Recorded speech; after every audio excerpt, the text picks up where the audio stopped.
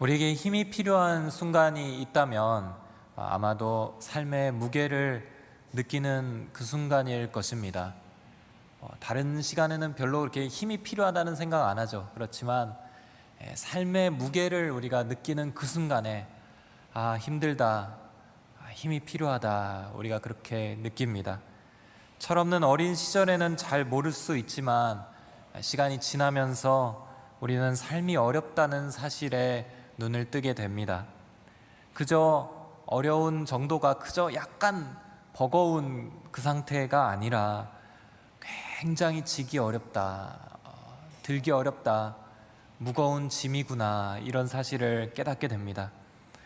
근본적인 이유는 죄와 이로 인한 악 때문이지만 직접적인 이유는 참으로 다양합니다. 나의 육체의 연약함도 있고, 또 정서적으로 건강하지 못하여 스스로 상처를 받는 경우도 있고, 또 관계의 어려움을 느끼며 아파하고, 또 직장이나 가정이나 삶의 여러 영역에서 재정 때문에 우리가 필요한 것들을 적절히 공급받지 못할 때 우리가 느끼는 아픔과 그 무게감이 있습니다.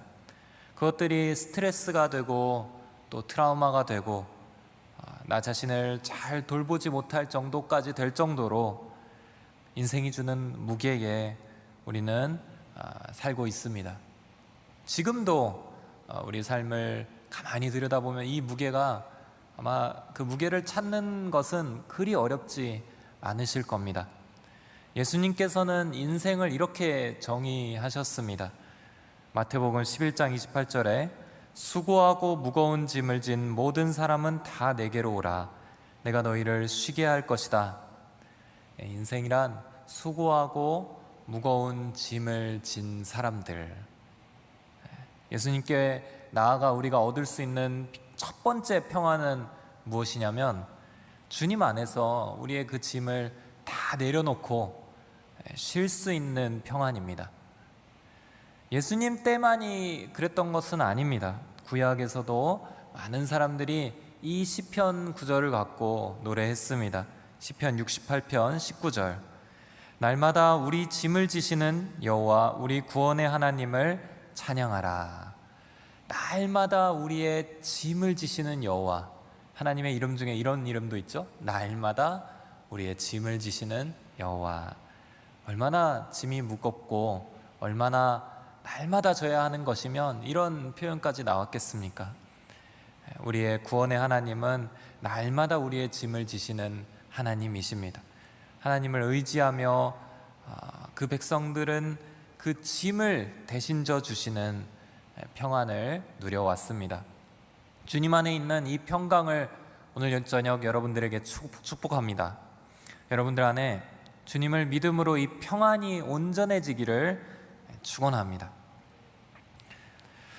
우리가 우리의 삶 속에 있는 묵직한 짐들을 이겨내기 위해서는 힘이 필요합니다. 주님을 의지하면서 힘을 얻는 거죠. 성경의 인물들 중엔 그런 인물들이 참으로 많습니다. 오늘은 바울을 한번 살피면서 바울의 그 마지막 때에 있어서의 바울의 내면을 우리가 좀 찬찬히 돌아보고자 합니다. 오늘 본문인 디모데 후서 말씀은 바울이 AD 65에서 68년경쯤 그의 영적인 아들인 디모데에게 썼던 편지입니다. 이 65, 68년 이때쯤이 어떠한 시기인가? 바울은 로마에 두 번째로 붙잡혀 감옥에 갇혀있던 시간이었습니다. 사도행전의 끝부분을 우리가 잘 알죠. 바울이 3차 전도여행 이후에 예루살렘에서 이제 유대인들에게 고소를 당하고, 그리고 로마의 군인들에게 붙잡혀서 재판을 당할 때 바울이 나는 로마에 가서 재판을 받겠다라고 상소하게 됩니다. 그리고 그 상소한 이후에 압송되는 과정에서 유라굴로라는 태풍도 만나고 배도 난파되고 몰타섬에 닿아서 겨우 살아나지만 겨우겨우 이제 로마로 오게 된 바울은 이때부터 약 2년 동안 가택연금 상태로, 조금은 자유로운 상태로 이제 로마에 갇혀 있게 됩니다. 그러다가 이제 사도행전에선 나오지 않는 부분인데 그 이후에 로마에서 잠깐 풀려나는 시기가 있습니다. 그래서 에베소, 또 마케도니아, 크레타 섬, 또 드로아 지역을 두루두루 다니면서 바울이 복음을 전하게 됩니다. 이것을 이제 4차 전도 여행 이렇게 표현하기도 합니다. 그러다가 갑자기 드로아에서 바울이 체포를 당하게 되고 다시 로마로 압송되게 됩니다. 이때가 네로 황제가 로마 제국의 황제로서 기독교를 극심하게 박해하던 시간이었습니다. 그때에 바울이 로마에 압송되어 이번에는 지하 감옥에 쇠사슬에 묶여서 감금되어 있는 상태였습니다. 바울은 자신의 죽음이 임박했다는 것을 직감하고 에베소에서 목회하고 있던 디모데에게 유언장 같은 최후의 편지를 쓰게 됩니다. 디모데 후서가 그렇게 해서 우리에게 남겨진 편지입니다. 장 칼뱅은 이 디모데 후서를 놓고 이렇게 표현했습니다. 이것은 잉크가 아니라 바울의 피로 기록된 것이다. 이렇게 표현했을 정도로 이 디모데 후서에는 우리가 참으로 묵직한 은혜를 누릴 수 있는 바울의 그 마지막 표현들이 들어가 있습니다. 여러분들이 혹시 삶에서 조금 지쳐 있다거나 아니면 삶에서 좀 정신이 번쩍 들고 싶은 그런 말씀을 찾고 있다면 오늘 저녁에 집에 가서 디모데 후서를 찬찬히 읽어보시기를 권면드립니다. 그 차디찬 감옥에서 바울이 써 내려간 문장 중에 오늘 말씀 17절 표현이 있습니다. 17절 함께 읽겠습니다. 시작. 그러나 주께서 내 곁에 서서 내게 힘을 주셨다. 이는 나로 하여금 말씀을 온전히 전파하게 하고 모든 이방 사람들이 그것을 듣게 하시기 위함이었다. 내가 사자의 입에서 구출되었다. 이 첫 번째 문장, 주께서 내 곁에 서서 내게 힘을 주셨다. 오늘 여러분들과 함께 나누고 싶은 말씀입니다. 바울은 그 험난한 삶의 여정 속에서 무엇으로, 어떤 힘으로 그 여정들을 감당했는가? 이 문장에 답이 있습니다. 주님께서 바울의 곁에 서셔서 바울에게 힘을 주셨기 때문입니다. 오늘 이 말씀이 저와 여러분들의 것이 되기를 주의 이름으로 축원합니다. 말씀 안에서 이 곁에 서시는 하나님의 원리를 우리가 세 가지로 살펴보고자 합니다. 첫째로, 아무도 함께하지 않을 때 주님께서 곁에 계십니다. 16절 말씀 우리가 함께 읽어보도록 하겠습니다. 시작. 내가 처음 변론할 때 아무도 내 곁에 있지 않았고 모두 나를 남겨두고 떠나갔다. 나는 그들에게 허물이 돌아가지 않기를 바란다. 바울이 처음 변론할 때, 이때는 언제냐면 로마로 처음 압송된 때에 첫 재판정에 섰을 그때를 의미한다고 봅니다. 바울은 예루살렘에서 로마로 가서 재판을 받겠다고 단호하게 선언하고 여러 험난한 여정을 거쳐서 로마로 오게 됩니다. 바울이 굉장히 담대하게 그 땅까지 오게 되죠. 중간에 유대인들의 위협도, 또 로마 군인들의 그 폭력도, 심지어 배가 막 파손하고 표류하는 그런 재해도 바울을 꺾지 못합니다. 그는 온전히 로마에서 재판을 받으며 복음을 전할 기회가 있을 것을 기대하며 나왔습니다. 그렇게 의연하고 침착하고 담대하고 강건했던 바울이 이 마지막 가까운 이때에 이전에 첫 번째 변론할 그때를 회상하며 당시에는 아무도 내 곁에 있지 않았던 그 시간들을 이야기합니다. 아마도 굉장히 외로웠던 것 같아요. 이 외로움이 바울에게 큰 아픔과 상처를 주는 일이었던 것 같습니다. 많은 이들이 바울 곁을 떠나갔습니다. 로마에 온 사람들도 적을 뿐만 아니라 로마에 함께 있었던 사람들 중에도 바울의 곁을 떠나갔던 사람들이 많이 있었습니다. 디모데후서 오늘 읽었던 말씀 직전에는 세상을 사랑하여서 바울을 버리고 간 데마 이야기도 나오고, 또 디모데나 디도처럼 바울을 곁에 있었지만 또 다른 사역과 사명을 위하여 다른 곳으로 찾아갔던 사람들에 대해서도 바울은 이야기합니다. 로마의 이 감옥 안에서 바울은 참으로 외로웠던 상황을 경험하고 있었습니다. 박해는 점점 더 강해지고 있었습니다. 이 두 번째 투옥될 이때를 표현하는 영화들이 좀 있습니다. 특별히 2018년에 나왔던 바울에 관한 영화 이런 걸 보면 로마의 밤거리가 이렇게 보이는데요. 로마의 밤거리가 이제 횃불로 가로등처럼 밝혀지고 있습니다. 그러나 자세히 보면 그 횃불이 어떤 기름 덩어리로 이렇게 불타고 있는데 그 기름 덩어리가 이제 그리스도인들이었던 거죠. 그러니까 화형을 시켜서 그것으로 밤거리를 밝혔다, 이런 기록이 남아 있을 정도로 로마의 그리스도인들을 향한 박해는 굉장히 극심했던 상황이었습니다.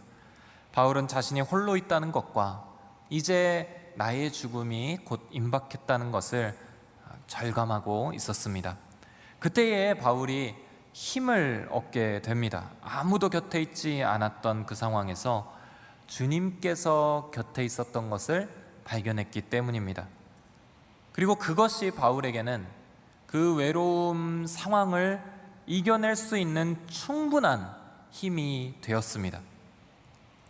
바울은 버리고 갔던 이들을 탓하지도 않습니다. 16절 후반부에 아무도 내 곁에 있지 않고 나를 두고 떠나갔다. 그러나 나는 그들에게 허물이 돌아가지 않기를 바란다, 이렇게 고백합니다.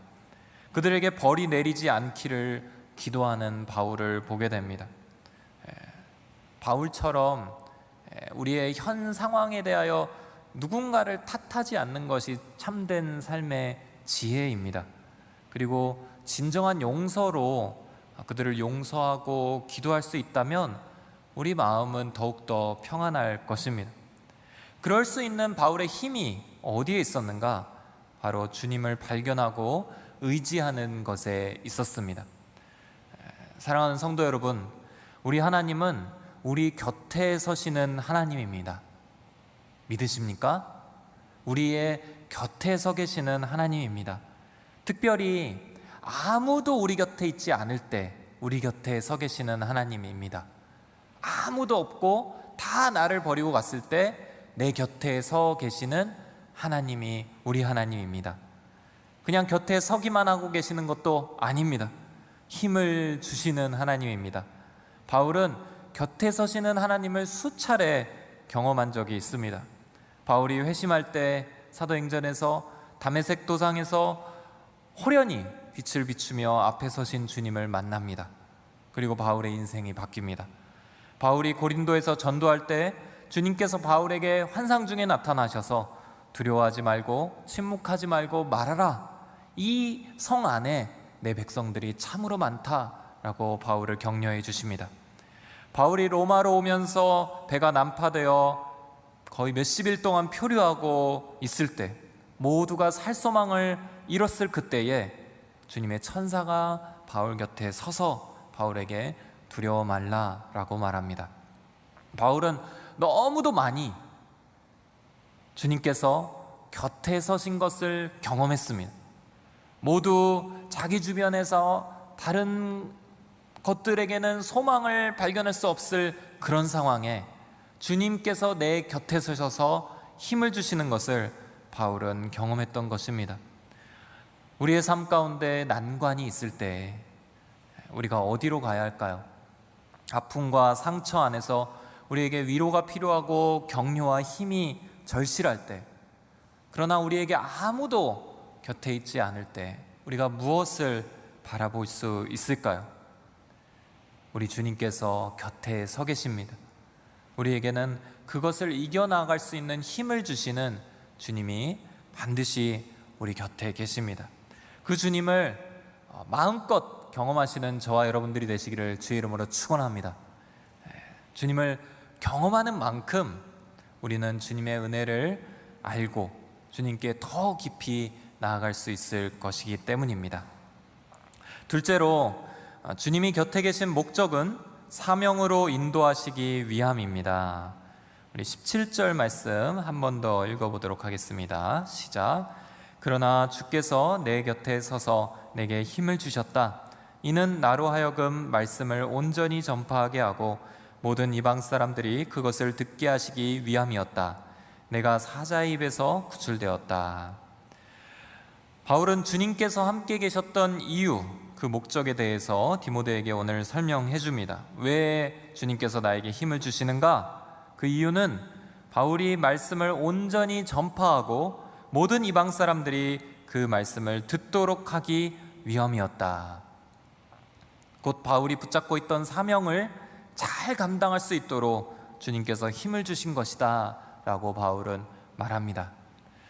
바울은 로마 법정에 처음 섰을 때 아무도 자신의 곁에 있지 않을 그때부터 주님의 임재를 발견합니다. 그리고 자신의 외로운 처지가 주님의 힘으로 이겨낼 수 있는 것임을, 내 지금의 문제는 주님이 주신 힘으로 능히 이겨낼 수 있다는 사실을 깨닫습니다. 힘을 얻는 것이죠.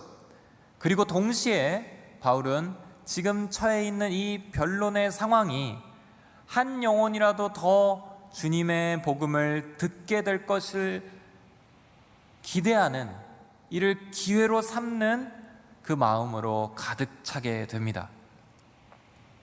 우리에게 어려움이 있다면, 우리에게 어려움을 당할 때 필요한 것이 있다면 그 어려움을 새롭게 바라볼 수 있는 시선입니다. 그 시선의 전환이 우리에게 필요합니다. 먼저는 이 어려움의 짓누름에서 빠져나와야 되죠. 오늘 나를 힘들게 했던 그 누름에서 빠져나와야 되는데, 그것은 주님께서 내 곁에 계심을 바라보면 가능합니다. 마음이 눌리고 아플 때 주님께서 내 곁에 서셔서 힘을 주시는 것을 우리가 많이 경험해봐야 합니다. 그리고 그것이 습관처럼 주님을 바라보면서 빠져나올 수 있어야 합니다. 그리고 나선 어떻게 해야 되는가?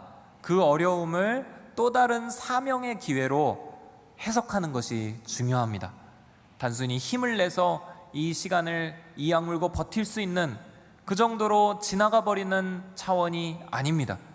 분명한 하나님의 뜻을 확신으로 붙잡고 담대히 한 걸음 더 결단하며 우리의 사명의 발걸음을 내딛는 것이 중요합니다.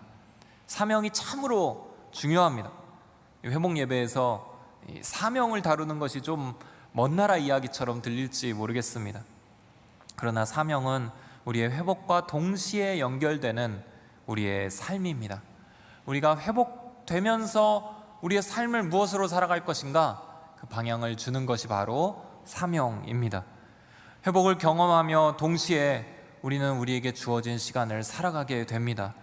그 시간에 주님이 원하시는 것을 알고 그 뜻대로 그 뜻을 행하여 하나하나 채워가는 것이 우리의 사명이 되는 것입니다.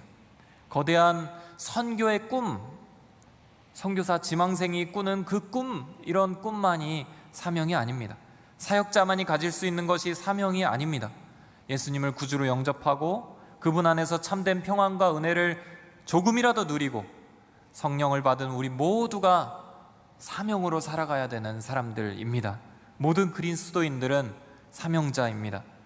회복을 경험해야 하기 때문에 사명이 예외가 될 수는 없습니다. 오늘을 살더라도, 하루를 살더라도 오늘 회복하면서 우리는 사명의 삶을 살아가야 되는 것이기 때문입니다. 바울에게는 감옥에 투옥되면서 이제 사명이 끝난 것처럼 보였습니다. 이제 선교사로서 더 이상 살아갈 수도 없고 교회를 세울 수도 없고 어디 가서 전도할 가능성도 없습니다. 다른 도시로 이동하기는커녕 로마 작은 지하 감옥에 묶여서 그것을 빠져나오는 일도 이제는 불가능하게 생각이 됩니다. 그러나 바울은 생각합니다. 재판하는 때가 있구나.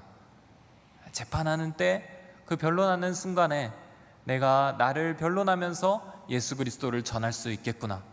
예수 그리스도를 모르는 그들에게 주님을 전할 기회가 바로 내게 있구나 라고 바울은 깨닫습니다. 그리고 그날 밤에, 그날 재판을 앞둔 그 전날 밤에 바울은 열심히 기도하면서 무슨 말을 해야 할지, 어떻게 복음을 전해야 할지 준비하게 됩니다. 이 바울의 눈빛과 그 열정이 상상이 되시나요? 노년의 바울이지만 결코 쇠약하지 않습니다. 주님께서 곁에 있기에 힘을 얻은 바울은 사명을 위해 그 힘을 다 쏟아붓습니다. 사명자는 늙지 않습니다. 사명이 없을 때 우리는 비로소 힘없이 늙게 됩니다. 제가 오래전에 목회의 길을 가기 전에 뭘 하고 있었냐면 대학생 후반부부터 이렇게 시험 공부를 하고 있었습니다. 여러 공무원 시험 같은 건데요, 그런 시험 공부에 있었습니다. 주님을 만난 이후에는 그 시험 공부의 목적이 완전히 달라졌습니다. 여기서 합격해서 주님의 뜻을 이루는 온전한 사명자로 살겠다, 이런 마음을 품고 공부를 했습니다. 근데 길이 열리질 않는 거예요. 이게 한 1년, 2년이 아니라 저에게는 7년 동안 이 길이 열리지 않았습니다. 7년 내내 그 생활을 반복하면서 아주 캄캄한 시간을 보낼 때 이 실패의 연속 속에서 굉장한 외로움을 느꼈습니다. 그리고 하나님께서 나를 어떻게 인도하시는가에 대한 아주 깊은 의문이 있었습니다. 그때에 제가 우연하게 접했던 이 같은 공부를 하고 있던 분들의 이 간증집이 있었습니다. 되게 시중에 갔다가 우연하게 그 책을 보게 됐는데요, 그 책은 이 합격하신 분들이 정말 오랫동안 그 씨름하면서 어려움 속에서 합격했던, 그리고 하나님을 의지하면서 나아갔던 그 경험을 간증으로 써놓은 책이었습니다. 그 책의 제목은 위로 자격증이었습니다. 위로 자격증.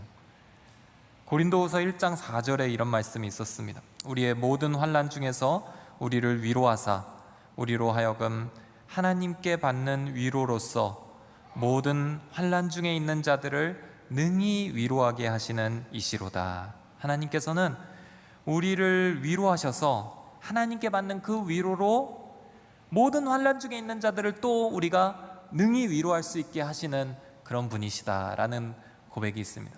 여기에서 착안해서 이 책의 제목이 나온 것입니다. 위로 자격증. 오랜 시간 어려움을 겪고 난 이들이 나중에 그 어려움 속에 있는 자들을 위로해 줄 수 있는 위로 자격증이다. 그 합격의 통지서, 합격증은 합격 증서가 아니라 누군가를 위로해 줄 수 있는 위로 자격증이었던 것이다. 이런 고백이 담겨 있었습니다. 사랑하는 성도 여러분, 여러분들의 사명은 무엇입니까?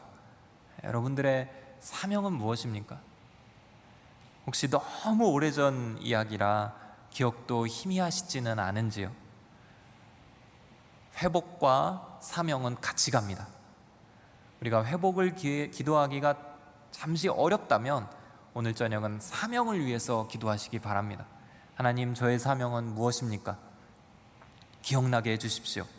하나님, 제가 하나님 나라를 위하여 어떠한 결단과 기도로 또 어떠한 삶을 살아가야 합니까? 알려주십시오. 오늘 주신 이 은혜를 어떻게 내 삶과 연결하여 하나님 뜻대로 하루를 살아갈 수 있을지 하나님 그 방향을 알려주십시오. 아마도 하나님께서 매우 기쁘게 여러분들의 기도에 응답하실 줄 믿습니다. 하나님께서 여러분 곁에 서셔서 힘을 주시는 것은 여러분이 온전히 사명을 감당할 수 있기 위함입니다. 비단 바울뿐 아니라 여기 계신 우리 모두에게 주시는 그 힘의 목적은 바로 사명입니다. 끝으로 주님이 곁에 계심을 발견한 자는 최후 승리를 확신하게 됩니다. 바울은 지금 지하 감옥에 갇혀 있는데요, 생의 마지막 순간임을 직감하고 있습니다. 아마도 주변에 있던 기독교 성도들이 다 계속해서 죽임을 당해가고 있던 기간이었을 겁니다. 바울은 이 최후의 편지에서 그때를 알고 있는 듯이 이렇게 표현합니다. 디모데후서 4장 6절 말씀 함께 읽겠습니다. 시작.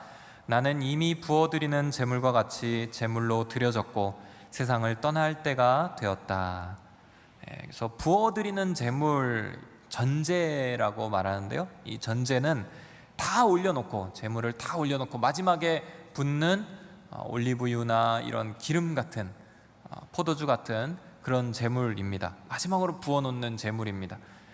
그것처럼 이제 모든 제단 위에 자신을 드리는, 완전히 불태울 시간이 이제 다가왔다, 이렇게 바울은 고백합니다. 실제로 바울은 그 평생을, 자신의 삶을 하나님의 이방인을 향한 구원 계획을 이루는데 그 도구로, 자신의 인생을 제물로 드리는 것처럼 여기면서 살아왔습니다. 그런데 이제는 마지막이 가까워져 온 것이죠. 그러나 여기서 바울은 절망하거나 낙심하거나 어떤 후회를 보이거나 한탄하거나 그런 기미를 보이지 않습니다. 오히려 차분하게 강한 확신에 차서 그 다음 말씀을 이어갑니다. 우리 7절, 8절 말씀 같이 함께 읽도록 하겠습니다. 시작.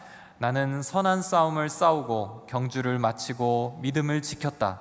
이제 나를 위해 의의 면류관이 준비되었으니 주 곧 의로우신 재판장이 그날에 내게 주실 것이다. 그리고 나뿐 아니라 주의 나타나심을 사모하는 모든 사람에게도 주실 것이다. 아멘. 나는 선한 싸움을 싸우고 경주를 마치고 믿음을 지켰다. 이제 나를 위해 의의 면류관이 준비되었고 의로우신 재판장이 그날에 내게 주실 것이다. 그리고 나뿐 아니라 주의 나타나심을 사모하는 모든 사람에게도 주실 것이다. 바울은 이 자기에게 주실 의의 면류관과 그것을 주실 주님을 만날 그날을 기대합니다. 오늘 말씀에서도 주께서 내 곁에 서서 내게 힘을 주셨다, 이 고백과 또 사명으로 이끄시는 하나님에 대한 설명과 그 다음으로 바울은 천국과 최후의 승리의 확신을 선언하며 아멘으로 이 디모데후서를 맺게 됩니다. 우리 18절 말씀 함께 읽도록 할까요? 시작. 주께서 나를 모든 악한 공격에서 건져내시고 구원하셔서 그분의 하늘나라에 들어가게 하실 것이다. 그분께 영광이 영원 무궁하기를 빈다. 아멘. 이게 디모데후서의 마지막 구절입니다. 이후에 19절하고 22절이 남아있는데 그거는 이제 끝인사로 바울이 덧붙인 문장들이고요. 바울이 정말 하고 싶었던 이 땅에 바울이 남겼던 마지막 메시지의 문장은 바로 이 문장입니다. 주께서 나를 모든 악한 공격에서 건져내시고 구원하셔서 그분의 하늘나라에 들어가게 하실 것이다. 그분께 영광이 영원 무궁하기를 빈다. 아멘. 바울에게 있어서 죽음은 어떠한 것이었는가? 그에게 있어서 감옥과 그에게 붙은 사형 선고는 최후 승리에 대한 확신으로 넘어가는 것일 뿐이었습니다. 그에게 인생의 종말은 결코 이 땅의 아픔과 고통에 대한 항복 선언이 아니었던 것입니다. 이 시대에는 많은 분들이 그렇게 인생의 고통에 항복합니다. 너무 힘들어서, 괴로움에 가득 차 피할 곳을 찾지 못해서, 오늘 다가오는 이 고통을 견디기 어려워서 자기에게 주어진 소중한 생명마저도 포기하는 뉴스가 너무도 많은 것이 이 시대입니다. 너무도 안타깝죠. 한 영혼의 가치가 참 낮아졌고 한 생명보다 돈이나 다른 우상들이 더 가득 차고 그것이 더 가치 있다고 어떤 욕망에 생명을 포기하는 것 정도는 아무것도 아니라고 속이는 사망의 권세 아래 우리가 살고 있습니다. 그러나 주님께서 곁에 있음을 확신하는 자들은 죽음을 그렇게 바라보지 않습니다. 이 땅의 아픔에 굴복하는 것이 아니라 영원 무궁한 하나님의 영광에 복종합니다. 나의 삶 전체를 다스리시고 이 땅을 통치하시는 선하신 주님의 손길에 나를 굴복하여 내어 맡깁니다. 그리고 하나님께서 데려가실 그 순간에 순복하며 끝까지 주어진 시간을 사명으로 살아냅니다.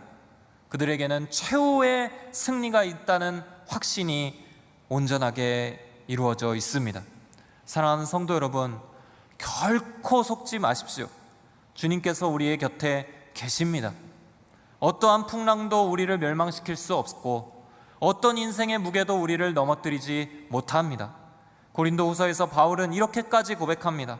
고린도후서 4장 8절에서 10절, 우리 영혼에 선포하는 마음으로 함께 읽도록 하겠습니다. 시작. 그러므로 우리는 사방으로 환난을 당해도 절망하지 않고 답답한 일을 당해도 낙심하지 않습니다.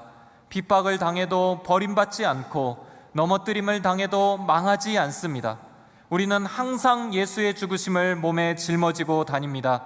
이는 예수의 생명 또한 우리의 죽을 몸에 나타나게 하려는 것입니다. 아멘.